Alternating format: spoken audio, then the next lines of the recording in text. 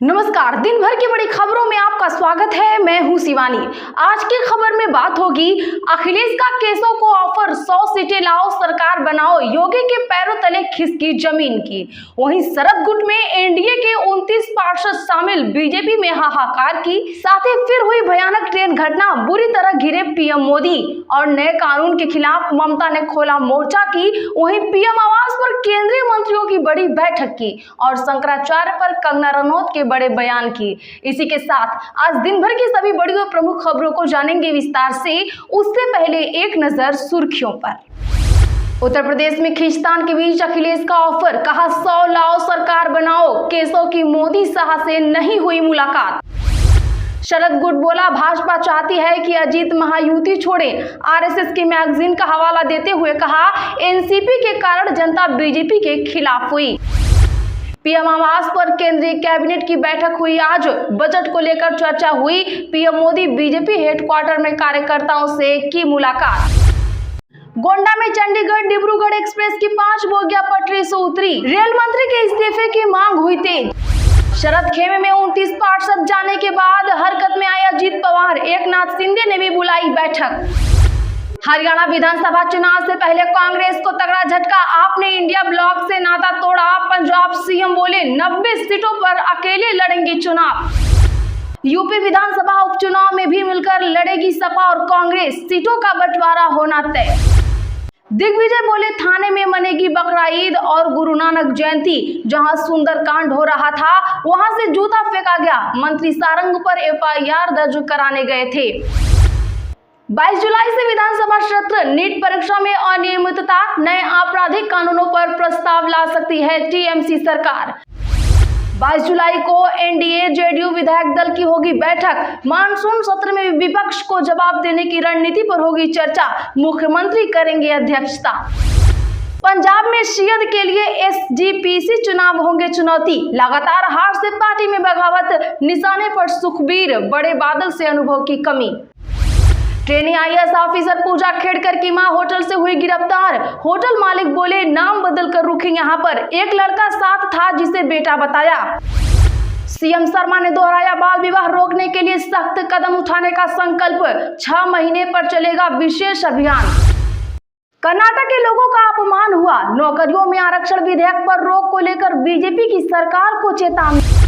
महाराष्ट्र के पूर्व गृह मंत्री के दावे ने बढ़ाई भाजपा की टेंशन। अजीत पवार की शरद गुट में वापसी पर कही यह बात।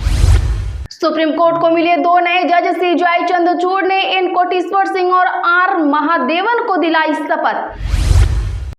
केदारनाथ मामले पर राजनीति हुई तेज, कांग्रेस ने किया केदारनाथ बचाओ पदयात्रा निकालने का ऐलान। बीजेपी अध्यक्ष बोले, झूठ और भ्रम फैला रही कांग्रेस। नेता राजनीति नहीं करेगा तो क्या गोलगप्पे बेचेगा। कंगना रनौत का शंकराचार्य अभिमुक्तेश्वरानंद पर तंज।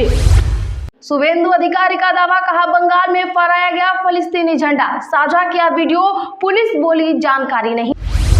वोट लेकर एससी ओबीसी को धोखा देना बीजेपी की फितरत, लाखों युवा नौकरियों से वंचित। भूपेंद्र हुड्डा का अमित शाह पर पलटवार। ऊना में होने जा रही भाजपा की कोर बैठक में जेपी नड्डा नहीं होंगे शामिल, अचानक रद्द किया हिमाचल दौरा। चलिए अब जानते हैं बड़ी और प्रमुख खबरों को विस्तार से। उससे पहले वीडियो को लाइक करें, खबर को आखिर तक जरूर देख लें। उत्तर प्रदेश में खींचतान के बीच अखिलेश यादव का ऑफर, कहा 100 लाओ सरकार बनाओ। जी हां, बता दें कि यूपी सरकार में खींचतान के बीच डिप्टी सीएम केशव मौर्य देर रात दिल्ली से लौट आए हैं। 2 दिन में केशव मौर्य ने दिल्ली में भाजपा अध्यक्ष जेपी नड्डा से 2 बार मुलाकात की, लेकिन उनकी पीएम मोदी और शाह से मुलाकात नहीं हो पाई है। बता दें कि इधर सपा प्रमुख अखिलेश यादव ने केशव मौर्य के लखनऊ लौटने के बाद एक्स पर 2 पोस्ट किए। बता दें कि बुधवार रात उन्होंने लिखा, लौट के बुद्धू घर को आए। फिर गुरुवार सुबह उन्होंने लिखा, मानसून ऑफर, 100 लाओ सरकार बनाओ। दोनों पोस्ट में अखिलेश ने किसी का नाम नहीं लिखा। हालांकि सियासी गलियारों में इसे केशव मौर्य से जोड़कर देखा जा रहा है। इसकी वजह यह है कि 2022 में भी अखिलेश यादव ने सार्वजनिक तौर पर केशव मौर्य को 100 विधायकों के साथ पाला बदलने पर मुख्यमंत्री बनाने का ऑफर दिया था। इधर भाजपा शासित राज्यों के सीएम और डिप्टी सीएम की 27 और 28 जुलाई को दिल्ली में बैठक होगी। इसमें सरकार संगठन में समन्वय पर भी चर्चा होगी। बैठक में पीएम मोदी, रक्षा मंत्री राजनाथ सिंह, भाजपा अध्यक्ष जेपी नड्डा, गृह मंत्री अमित शाह शामिल होंगे। वैसे आपको क्या लगता है, इस बार यूपी में खेला होना तय जरूर करें। शरद गुट बोला, भाजपा चाहती है कि अजित महायुति छोड़ें। आरएसएस की मैगजीन का हवाला देते हुए कहा, एनसीपी के कारण जनता बीजेपी के खिलाफ हुई। बता दें कि एनसीपी के प्रवक्ता क्लाइड क्रेस्टो ने दावा किया है कि भाजपा अजित पवार गुट से महाराष्ट्र में महायुति गठबंधन छोड़ने को कह रही है। क्रेस्टो को आरएसएस से जुड़ी एक मराठी साप्ताहिक मैगजीन में छपी रिपोर्ट के हवाले से यह बयान दिया है। क्रेस्टो ने कहा, भाजपा को एहसास हो गया है कि अजित पवार के साथ गठबंधन में पार्टी चुनाव नहीं जीत सकती है। दरअसल साप्ताहिक मैगजीन विवेक की रिपोर्ट में कहा गया है कि 2023 में एनसीपी के साथ गठबंधन के बाद से ही जनता की भावनाएं भाजपा के खिलाफ तेजी से बढ़ी, जिसके कारण हाल में हुए लोकसभा चुनावों में पार्टी का खराब प्रदर्शन रहा और भाजपा चुनाव हारी। गोंडा में चंडीगढ़ डिब्रू एक्सप्रेस की 5 बोगियां पटरी से उतरी, देखने को मिला भयानक मंजर। जी हां, बता दें कि आज उत्तर प्रदेश के गोंडा के चंडीगढ़ डिब्रूगढ़ एक्सप्रेस की 5 बोगियां पलट गई। इस घटना में अभी तक 3 लोगों के चल बसने की सूचना मिली है, वहीं कई लोग घायल बताए जा रहे हैं। रेलवे व पुलिस फोर्स मौके पर पहुंच गई है, राहत और बचाव कार्य जारी है। सीएम योगी आदित्यनाथ ने इस घटना का संज्ञान लिया है। बता दें आपको कि यह घटना गोंडा गोरखपुर रेल मार्ग पर मोतीगंज के पिकौर गांव के पास हुआ। चंडीगढ़ डिब्रूगढ़ एक्सप्रेस की 5 बोगियां पलट गई। रेलवे से जुड़ी ऐसी कई घटनाएं सामने देखने को मिल रही हैं। क्या लगता है आपको, रेल मंत्री कब इस्तीफा देंगे? कमेंट जरूर करें। हरियाणा विधानसभा चुनाव से पहले कांग्रेस को झटका, आपने इंडिया ब्लॉक से नाता तोड़ा। पंजाब सीएम बोले 90 सीटों पर अकेले लड़ेंगे चुनाव। बता दें कि हरियाणा में इंडिया गठबंधन टूट गया है। आम आदमी पार्टी ने हरियाणा में अकेले विधानसभा चुनाव लड़ने का ऐलान कर दिया है। पंजाब सीएम भगवंत मान ने कहा कि पार्टी पूरी ताकत से हरियाणा में विधानसभा चुनाव लड़ेगी। दिल्ली और पंजाब में हमारी सरकार है, आधा हरियाणा पंजाब और आधा दिल्ली से टच करता है। उन्होंने कहा कि बड़ी बात यह है कि केजरीवाल साहब हरियाणा से संबंध रखते हैं। आपके महासचिव संदीप पाठक ने कहा कि हरियाणा में हम हर सीट पर चुनाव लड़ेंगे। हम हरियाणा में अकेले सरकार बनाने के लिए चुनाव लड़ेंगे। उन्होंने कहा कि जनता बदलाव चाह रही है, हमारा फर्ज है कि जनता की उम्मीदों को पूरा करें। यूपी विधानसभा उपचुनाव में भी मिलकर लड़ेगी सपा और कांग्रेस, सीटों का बंटवारा तय। जी हां, बता दें कि यूपी लोकसभा में शानदार सफलता के बाद कांग्रेस और समाजवादी पार्टी विधानसभा की 10 सीटों पर होने वाली उपचुनाव में भी साथ मिलकर लड़ेगी। इंडिया गठबंधन में शामिल दोनों दलों के बीच सीटों का बंटवारा भी तय हो गया है। हालांकि इसकी आधिकारिक घोषणा भी नहीं हुई है। सूत्रों के अनुसार समाजवादी पार्टी 7 और कांग्रेस 3 सीटों पर चुनाव लड़ेगी। बता दें कि एक दिन पहले ही इस बारे में पूछने पर समाजवादी पार्टी के अध्यक्ष अखिलेश यादव ने कहा था कि इस चुनाव से सरकार नहीं बननी है। यूपी में 2027 में होने वाले विधानसभा चुनाव का सेमीफाइनल माने जा रहे इस उपचुनाव में सभी 10 सीटें जीतने पर भाजपा का जोर है। आपको क्या लगता है, कितनी सीटें आएंगी? कमेंट जरूर करें। शरद खेमे में 29 पार्षद जाने के बाद हरकत में आए अजित पवार, एकनाथ शिंदे ने भी बुलाई बैठक।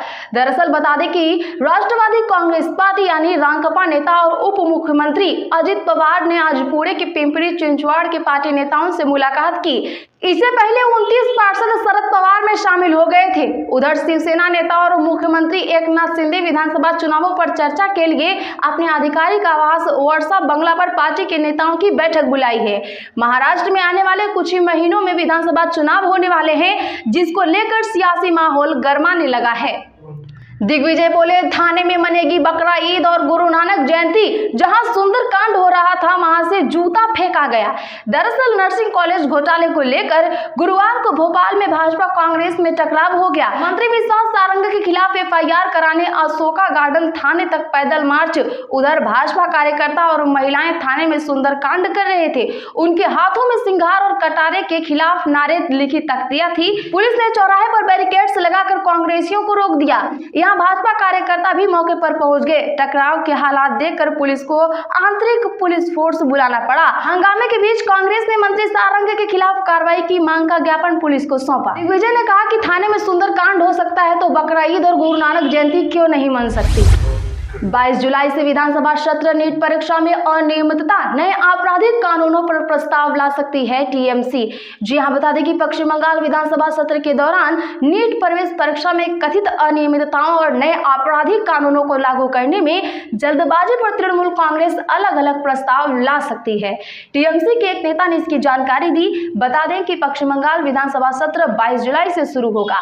राज्य के संसदीय कार्य मंत्री शोभन देव चट्टोपाध्याय ने बताया है है कि यह सत्र 10 दिनों तक चलेगा। विधानसभा सत्र को लेकर टीएमसी के एक वरिष्ठ विधायक ने कहा, अब तक संभावना के अनुसार 2 प्रस्ताव नीट में अनियमितता पर और दूसरा 3 नए आपराधिक कानूनों को लागू करने में जल्दबाजी पर पेश किए जाएंगे। ट्रेनी आईएएस ऑफिसर पूजा खेड़कर की मां होटल से हुई गिरफ्तार। होटल मालिक बोले नाम बदल कर यहां पर रुकी थी। बता दें कि ट्रेनी आईएएस ऑफिसर पूजा खेड़कर की मां मनोरमा को पूरे ग्रामीण पुलिस ने किसानों को धमकाने के आरोप में गिरफ्तार कर लिया है। वे रायगढ़ के महाड़ के होटल में नाम बदल कर रुकी थी। मनोरमा कल रात 8 बजे एक लड़के के साथ होटल पहुंची थी। होटल मालिक ने एक न्यूज चैनल से खास बातचीत में बताया कि मनोरमा ने लड़के को अपना बेटा बताया था। यहाँ उनका एक रात रुकने का प्लान था। रात भर के लिए उन्होंने 1000 रुपए होटल मालिक को दिए थे। होटल में एंट्री के समय उनके पास सिर्फ एक बैग था और कमरे में जाने के बाद उन्होंने रूम लॉक कर लिया। डिनर करने के बाद वे लोग कमरे से बाहर नहीं आए। पुलिस ने उन्हें देर रात 2 बजे हिरासत में लिया और सुबह गिरफ्तार कर लिया है। आज के लिए बस इतना ही। अगर चैनल पर नए हो तो चैनल को अभी सब्सक्राइब करें, बगल में घंटे के निशान को जरूर दबा लें। वीडियो को लाइक शेयर कर हमारा सपोर्ट जरूर करें।